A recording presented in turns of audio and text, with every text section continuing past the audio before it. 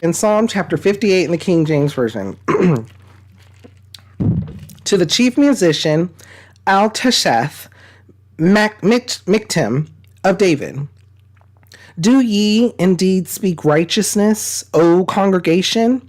Do ye judge uprightly, O ye sons of men? Yea, in heart ye work wickedness. Yea, weigh the violence of your hands in the earth. The wicked are estranged from the womb. They go astray as soon as they be born, speaking lies. Their poison is like the poison of a serpent. They are like the deaf adder that stoppeth her ear, which will not hearken to the voice of charmers, charming never so wisely. Break their teeth, O God, in their mouth. Break out the great teeth of the young lions, O Lord. Let them melt away as waters which run continually when he bendeth his bow to shoot his arrows. Let them be as cut in pieces, as a snail which melteth. Let every one of them pass away, like the untimely birth of a woman, that they may not see the sun. Before your pots can feel the thorns, he shall take them away as with a whirlwind, both living and in his wrath. The righteous shall rejoice when he seeth the vengeance. He shall wash his feet in the blood of the wicked, so that a man shall say, Verily, there is a reward for the righteous. Verily, he is a God that judgeth in the earth. Okay, it's a lot here, sermon upon sermon. And so there is a lot here. What he's talking about, things that I was thinking about in this were immediately that I immediately thought of Revelation when I was reading this, but he was saying things like, in ye in heart ye work wickedness, ye weigh the violence of your hands in the earth. And he starts off by questioning the congregation, questioning the people who are listening, because he is in a time where he's having to deal with Israel, and he's also having to deal with the people around Israel. And in regards to why I was reading and getting times of revelation is because of how he's going about this in righteousness. Like he has a lot of victories, but there's also a lot of prophetic words that David is talking about. And some of them are like, so from verse 7, let them melt away as waters which run continually when he bendeth his bow to shoot his arrows. Let them be as cut in pieces.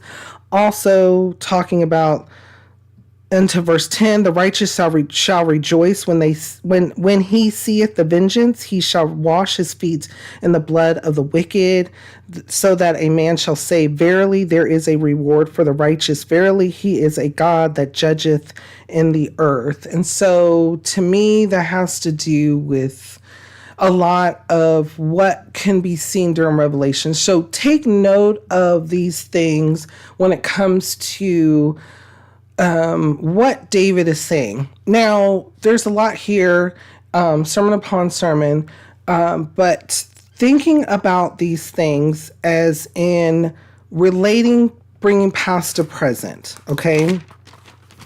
So he's speaking to the masses and also questioning.